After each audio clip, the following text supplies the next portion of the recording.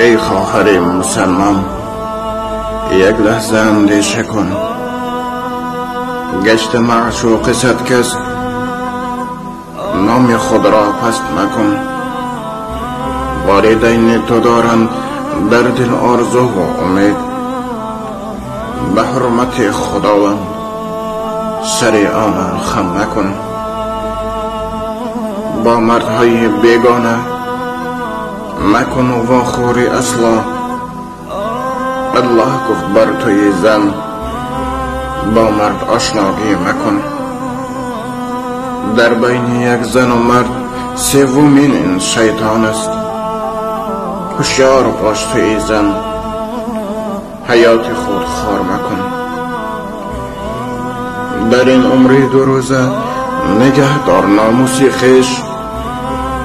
خواهی حیات خوشبخت 5 وقت نماز ادا کن. باور مکن به هر مرد او کی داند عشق چیست. گشت عاشق مالش خود را غلامش مکن. خداوند است مهربان، بخشنده است و رحیم. به هر گناهت ای زن بیا امروز توبه کن.